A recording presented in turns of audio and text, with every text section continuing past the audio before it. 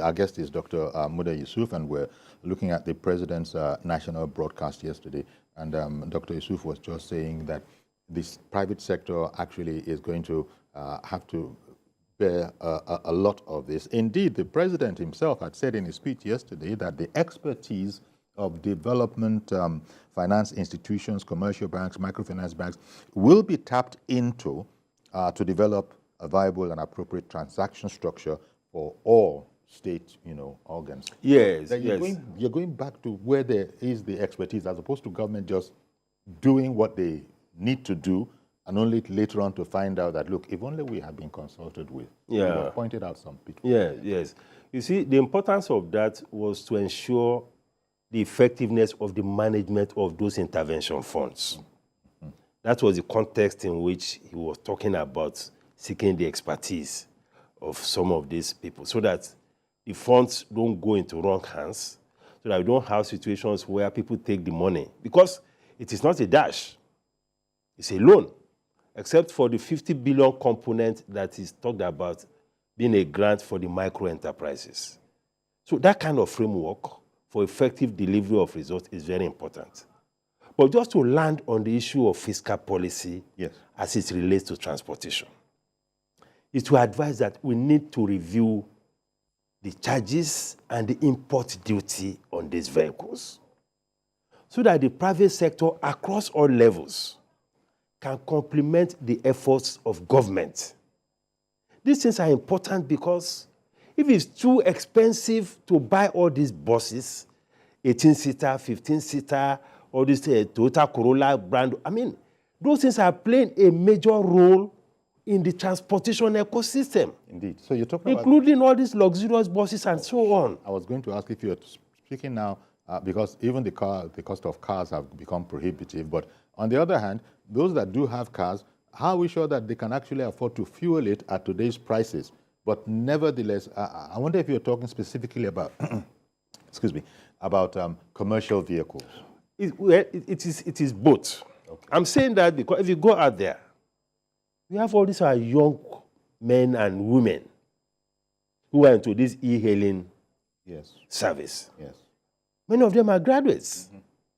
Or because they don't have the kind of job that they need, they fall back on that.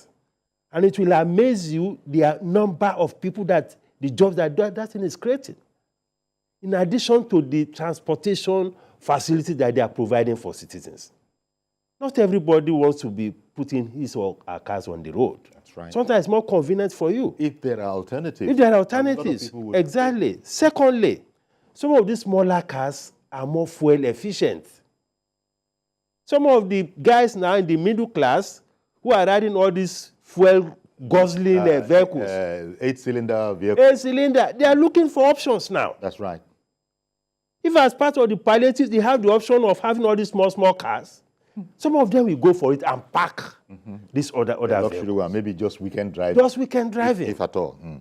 So these things have to come together as part of intervention. So we need to see a lot more from the policy intervention side. That is the point I'm making. Yes, this financial intervention is good, but policy intervention first, it will be instantaneous.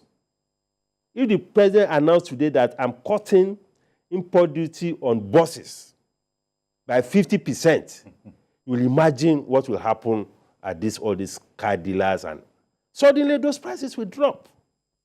All these rickety buses that you see on the road, many of them cannot replace them. That is true.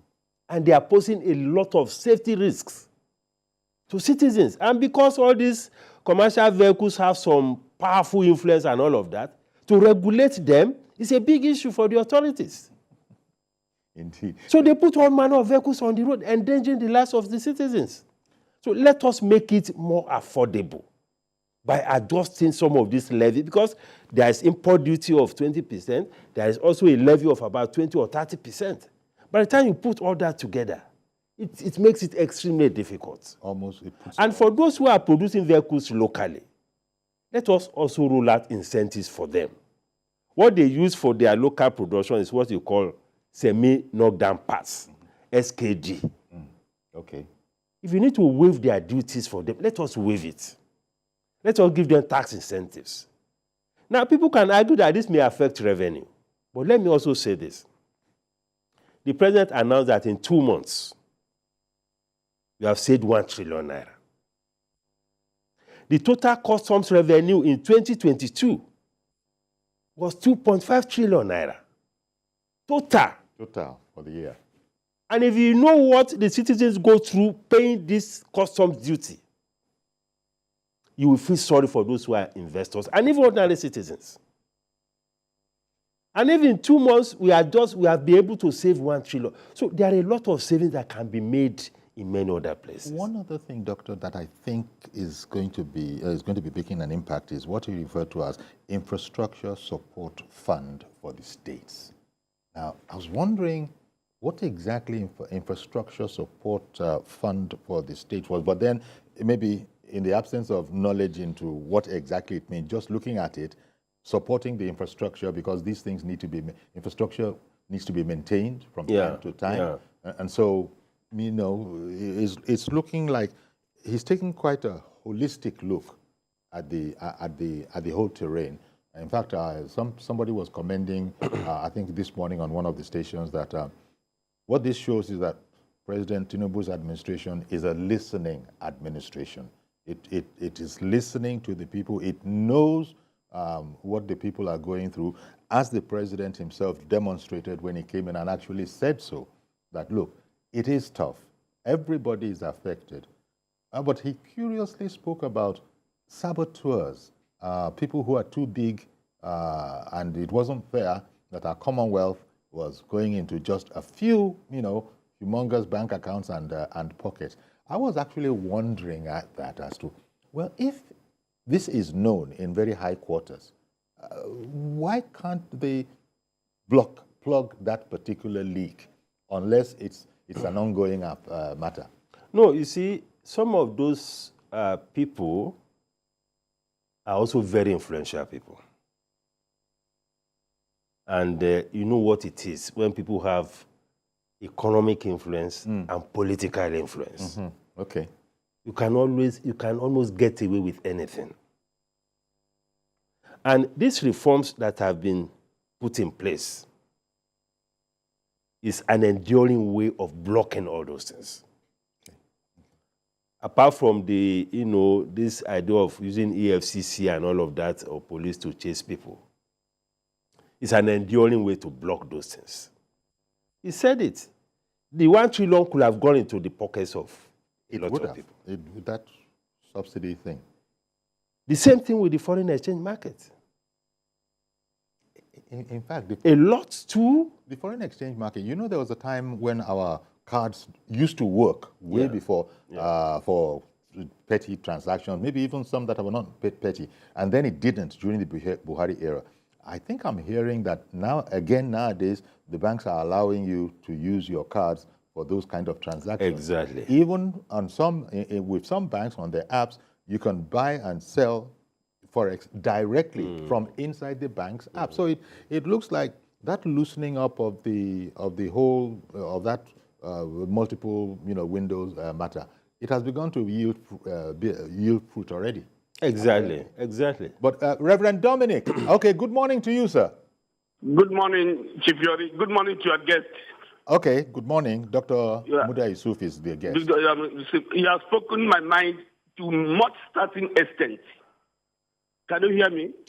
Well, I'm managing. I'm sure they'll give me a little more volume so we can hear you better. But please continue for now. I said your guest has spoken very well. Okay. But Yori, to be frank to you, I support. Can you hear me? Yes. I support this government 100%. Okay. But yesterday's speech did not make sense to me personally. Okay. In which aspect? In which regards? Yori, I thought yesterday that Mr. President could have given us hope. If you remove hope from human being, there's nothing left for human being. What is that hope? Yori, we have sickness here. The sickness, we have the sickness and the symptom. The only way to solve this problem, Yori, is to put the refineries to work. Okay, I get what you're saying. Wari will come up on this month. Port Harcourt will come up on this month. Kaduna will come up on this month. So that at least we can remove the pressure on foreign, importation. What is making dollar to go high is importation. Do you know how many trillion dollars that goes to importing fuel? Yori, I have been in the aircraft that came to Niger Republic to refill. I know very well, I may be corrected, that Niger Republic is not a member of OPEC. The Niger Republic has a refinery. How could a member of OPEC have no refinery? If we refine in Nigeria, inflation will go down. Number two, Yori, all right. Okay, Reverend Dominic, thank you very much for calling in. Let me bring that point to Dr. Yusuf. Yes, what he said, I think, is very correct. I cannot agree more. Because there's an energy component of this conversation. We are talking about food, we are talking about transportation. There's the energy component of it. The concerns that we are faced with, energy is a major part of it. And first, the way to deal with this is what the government is also doing. First is to progress with the implementation of the Petroleum Industry Act. The president subscribes to it fully, and that reform is also on course. Because I had the privilege of seeing the Oil and Gas Advisory Committee report on oil and gas. So that component of it is on. And what the government is trying to do is to move away from the whole idea of getting refineries to be managed by bureaucrats. That is what killed all the refineries. Nigeria NLNG is in the oil and gas space. Look at the kind of results we are getting from Nigeria NLNG. They are giving dividends in billions of dollars to the Nigerian government. Yeah. And what is making the difference? Nigeria has 49%, the government has 49%. Private investors have 51%. And the entire management is private sector. So there is no serious political interference. So they would... And look at the kind of results they are giving us in terms of revenue, in terms of quality jobs and all of that. So that's on a good course. It's on a good course because of the structure of governance of those organizations. Okay. So we need to bring that back to the refineries. Yes, government is injecting some money and all of that, but we cannot continue with the trajectory of getting politicians and bureaucrats to be managing them. Okay. That was the undoing. Okay. Good morning, Mr. George, and thank you for holding on. Go ahead now, please. Good morning, Uncle Yori, and good morning to the guests. Yes. Uncle Yori, the president's speech was all-embracing. I think the issue of refinery is a different subject. It is not that the government is not doing something about it. I'm aware they are doing something, but it's not yet made public. What surprises me after the speech, Uncle Yori, is the attitude of the NLC. After listening to all what the president has said, I wonder what is still instigating them, that they are saying that they are still going on strike tomorrow. Well, let me just say this, Uncle Yori. There are some people who are bent on bringing this country down just because the candidate they supported in the election did not win. Some of us will not wait for them to destroy our country. If you look at the NLC, the president of NLC, the secretary of NLC, the president of the Resident Doctors Union, the secretary of the Resident Doctors Union are all from one part of this country. And we saw all of them supporting one candidate during the election. What they are trying to do is to rise up with labor union to bring this government down. Okay. Oh, well, okay, Mr. George. Some of us will not allow it. Thank you for pointing that out, and thank you very much for calling in, Mr. George.